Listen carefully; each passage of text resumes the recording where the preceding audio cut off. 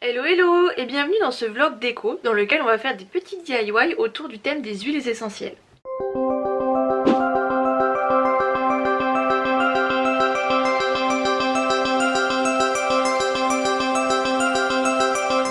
Alors avant je vous explique le programme.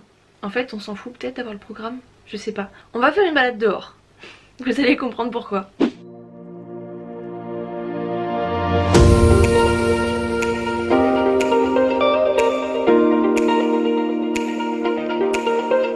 Bon, je vous explique un peu ce qu'on fait. En fait je suis à la recherche d'une feuille avec de jolies nervures pour pouvoir un peu calquer ces nervures sur les petites choses qu'on va fabriquer après. Ces feuilles là sont parfaites mais ça c'est plein de ronces, c'est pas ouf. Est-ce qu'il y a un autre accès ?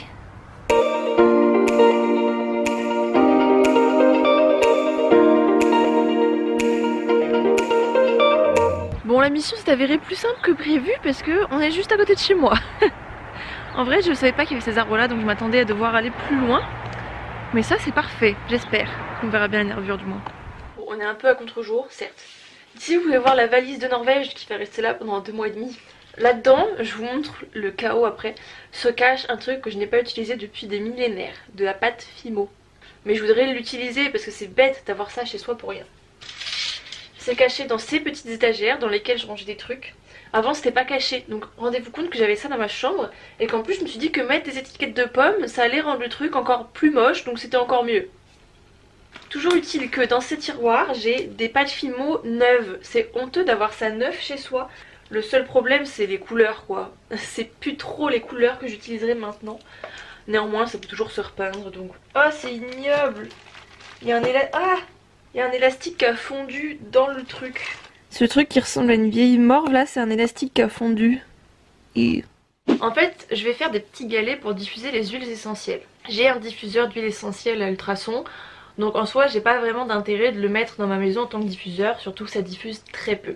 Mais ce que je voudrais faire, c'est qu'il y a certaines huiles essentielles qui sont bonnes pour éviter les moucherons dans les plantes. Et même si le savon noir fonctionne très bien pour les éliminer, je voudrais essayer. La deuxième idée derrière ça, c'est que j'envisage d'avoir un chat un jour. Donc je dis un jour quand j'aurai la maison pour qu'il puisse aller, venir, courir dehors quand il veut. Le problème c'est que chat versus plante ça fait pas trop bon ménage. Et je sais qu'il y a des huiles ou du poivre ou des trucs pour les éloigner un petit peu des plantes. Alors si l'ingrédient clé c'est la pâte Fimo, vous pouvez toujours faire ça avec de la pâte à sel, de l'argile, de la pâte à modeler, de la pâte à je ne sais pas quoi. Dès l'instant que c'est un truc qui peut se modeler et qui sèche soit au four soit à l'air. Les plaques en carton vont nous servir de support parce qu'en fait on va découper les déformes au cutter. Donc l'idée c'est de pas venir couper les carreaux du carrelage. Et je vais essayer de venir directement mettre mon papier cuisson dessus pour après les mettre au four en direct. Dans tous les cas le papier cuisson, comme son objectif pour la nourriture, ça va éviter que la pâte colle au carton, au machin, au truc. Bon maintenant c'est le moment de vérité à savoir si les pâtes sont mortes ou pas. Parce que les pâtes Fimo ne durcissent pas à l'air mais quand elles sont très vieilles au bout d'un moment... Ok, ça c'est pas normal. Bon. Ah, tout ça c'est mort. Bon. Donc la pâte est très dure à travailler. Je vais quand même faire un essai avec la première boule que j'ai fait. Je prends ma feuille et ce côté là est assez lisse mais ce côté là est un peu plus texturé. Je vais venir l'appliquer dessus. Remettre mon papier cuisson et repasser un coup de rouleau. Ça ne marche pas du tout. Ça fait un vieux truc tout pété. Bon, tant pis pour la feuille. Là actuellement ma question c'est est-ce que je vais au magasin de loisirs créatifs acheter un truc pour faire du relief. En fait j'ai voulu décoller la pâte et ça me fait des trucs... Alors sans la clé de la voiture je vais pas aller très loin. Le pire dans tout ça c'est que je me suis dit faut que je prenne la clé de la voiture. Je suis partie chercher mes lunettes, j'ai pas pris la clé.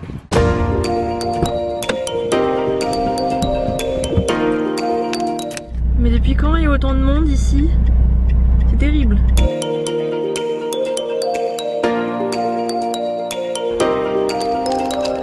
Bon j'ai pas vraiment trouvé ce que je voulais mais j'ai trouvé un cutter de précision sous forme de crayon comme ça. Ça fait 1000 ans que je me dis qu'il faut que j'en achète un donc je me suis décidée. Et du coup je me suis pris un pain d'argile parce que franchement la pâte Fimo clairement j'ai pas envie d'y passer ma vie. C'était censé être le DIY le plus simple et au final pas du tout. Donc ça y est, merci Pinterest, j'ai trouvé ce que je voudrais faire comme petite décoration sur les galets. Donc je vais faire des galets tout simples avec l'argile. Alors le paquet est marron, mais il y a marqué terracotta, donc je sais pas si ça va être un marron ou un marron très chaud. Je pense pas les peindre, je voudrais garder un truc un peu nature. Mais dans tous les cas je voudrais écrire des petits mots un peu zen, genre respire, relax, peut-être en anglais parce qu'en français ça rend pas ouf. Mais des petits mots comme ça un petit peu positifs sur les galets, histoire de leur donner un petit peu de charme et pas juste d'avoir l'impression d'avoir ramassé un bout de terre. La réponse est terracotta, comme c'est marqué sur le papier. Oh, ça a l'air tellement plus agréable à manipuler que la pâte Fimo sèche. C'est tellement satisfaisant. Oh j'adore, je vais faire ça plus souvent moi. Alors je vais d'abord venir faire une boule en... Bah, pas en touillant mais en frottant comme ça dans mes mains. Je vais remettre mon petit papier, j'écrase un petit peu en avance. C'est facultatif mais pour faire des jolis ronds je vais venir utiliser un verre et du film plastique. En fait l'idée c'est qu'on va venir poser le plastique dessus et découper la forme avec le verre et en fait le plastique va arrondir les angles.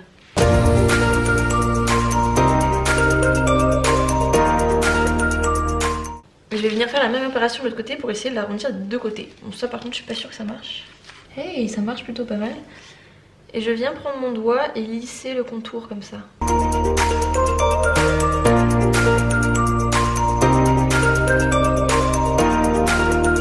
Et on a notre premier petit galet.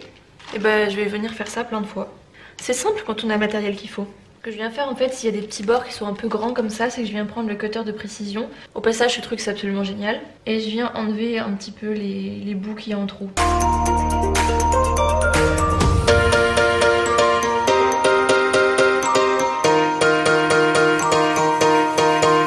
Ça y est, j'ai ma douzaine de galets qui sèchent. Bon, comme l'argile est une matière qui sèche à l'air libre, c'est assez compliqué de conserver des restes. Et j'ai une autre idée qui me vient en tête que j'ai envie de faire, donc vous aurez un tutoriel bonus. Je vais essayer de faire une sorte de plat, mais avec une forme de visage très minimaliste au milieu. Alors notre début commence à peu près de la même façon, sauf que je viens prendre une plus grosse boule ce coup-ci. Genre je voudrais faire un truc 2 fois plus gros que ça, donc je vais prendre 2 fois plus d'argile. Je vais essayer avec cette quantité là à peu près. C'est encore trop petit donc je viens réessayer avec un peu plus. Je vais ensuite venir prendre mon petit cutter et faire une forme un petit peu du visage, un peu ovale, quelque chose d'assez simple.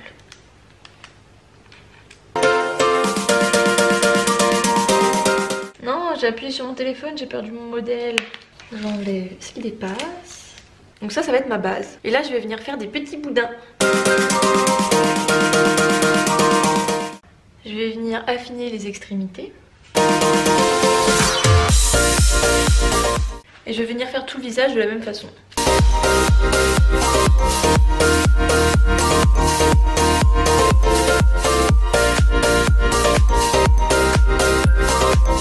J'en suis arrivée à une forme qui me convient plutôt bien. Maintenant je vais venir lisser un petit peu mes traces d'ongles avec, juste en frottant comme ça avec mon doigt. Avec l'argile ça me fait des mains de grand-mère, c'est impressionnant. Alors du coup j'ai mis les chutes sur un petit ramequin comme ça. Mais j'aime bien les craquelures qu'il y a et tout, du coup je le fais de façon assez irrégulière. Bon alors maintenant l'inconvénient de cette argile c'est qu'il faut attendre longtemps pour que ça sèche. Le vendeur m'a dit 24 heures par 1 cm d'épaisseur. Donc là j'ai carrément pas 1 cm. Si j'ai 3-4 mm c'est le grand max. Donc il faut quand même que j'attende 10-12 heures quoi. Il fait beau, je vais me mettre dehors mais le soleil, je vais chercher un chapeau.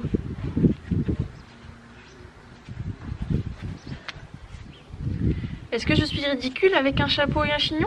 Oui, c'est pas grave. Alors du coup je vais pas commencer par le DIY par lequel je voulais commencer, parce que Jacques est en train de parler avec ma grand-mère depuis suffisamment longtemps pour que j'ai décidé de passer à l'autre DIY en attendant. Donc pour ce DIY en fait j'ai récupéré un diffuseur d'huile essentielle et en fait le fil est assez vieux et très moche. Du coup je voudrais cacher ce fil pour qu'il soit un peu plus joli. Et pour ça la seule chose dont j'ai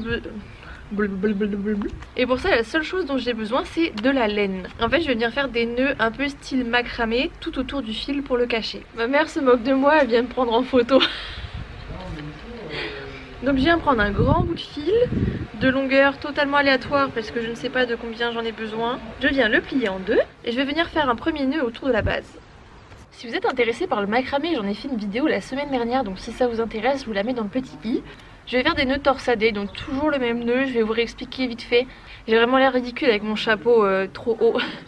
Petit rappel concernant les nœuds de macramé, je viens passer le fil de gauche en dessous et au-dessus de l'autre fil. Et je prends l'autre fil que je passe au-dessus et dans la boucle. Et je viens répéter l'opération tout du long. Et si ça marche comme mon macramé, ça devrait me faire une torsade.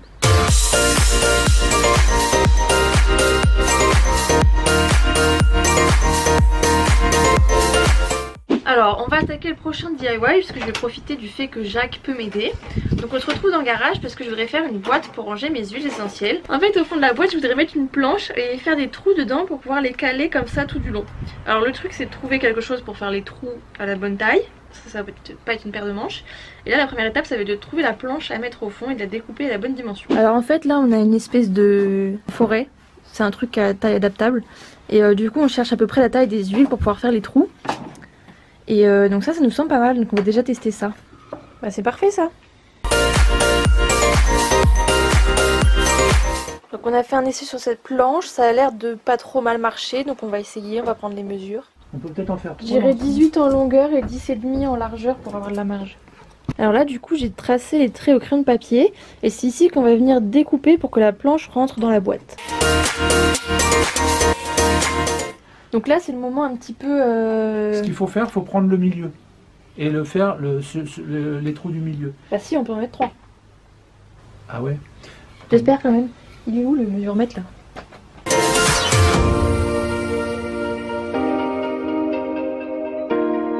Du coup là on a repéré, on a fait des points, on n'a pas tout fait parce qu'on voudrait d'abord vérifier. Donc ce qu'on va faire c'est qu'on va percer le milieu, vérifier que ces points là sont bien placés. Et si ceux-là sont bien placés, on refera la même chose dans la longueur. Alors du coup on a dû décaler légèrement les croix ici parce qu'avec certainement le bois qui est un petit peu mangé et tout, c'était pas très centré.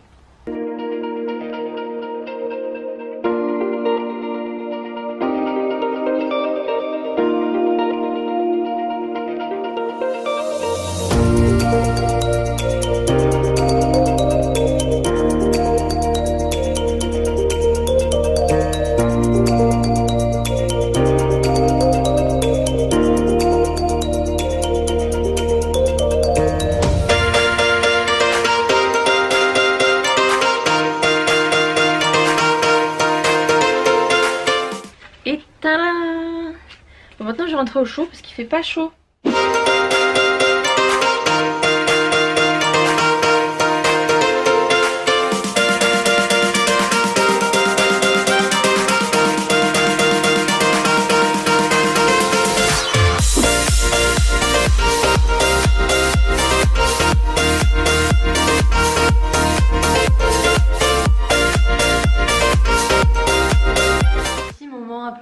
Fun parmi tous ces DIY. Je vais faire une petite pause parce que j'ai un mail à rédiger, un mail très important, car il y a un jury qui va avoir lieu dans à peu près une semaine pour savoir si oui ou non je vais poursuivre mon stage en télétravail. S'ils me disent que je ne peux pas poursuivre mon stage en télétravail, ça veut dire qu'il faut que je retourne en cours, que je redéménage à Nantes, que je paye 2 apparts et que je dise adieu à mon stage, donc c'est clairement dans ma tête inenvisageable. Bon, ça fait à peu près 3 heures que je suis sur la lettre et à peu près à 1h30 que ma maman m'aide sur cette lettre. On fait une petite pause de ravitaillement quand même parce que ça creuse. Mais sinon j'ai rien d'intéressant à raconter, alors bah on se revoit demain pour terminer les DIY. Alors tout n'est pas 100% sec, mais je vais essayer de vous montrer un petit peu le rendu quand même.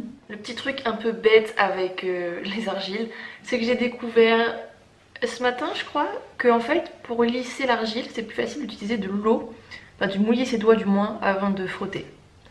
C'est un petit tip si jamais vous voulez faire parce que bon il y a quand même des petites traces d'ongles dans le mien.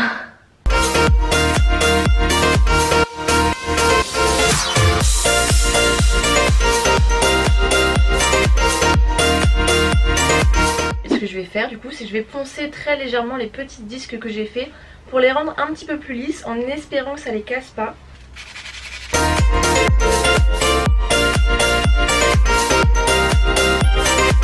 Bon, petit faux raccord avec ce changement de décor, j'ai fait ce que j'ai pu, mais on est dans une vidéo YouTube, pas dans un film, donc on s'en fout. Maintenant que mes petits diffuseurs, on va pas les appeler autrement, sont poncés à peu près plats, etc. Je vais venir écrire des petits mots un peu zen, un peu positifs, tout ça, tout ça. Et c'est quoi cet épi de maïs là? Inspiration Pinterest comme d'habitude.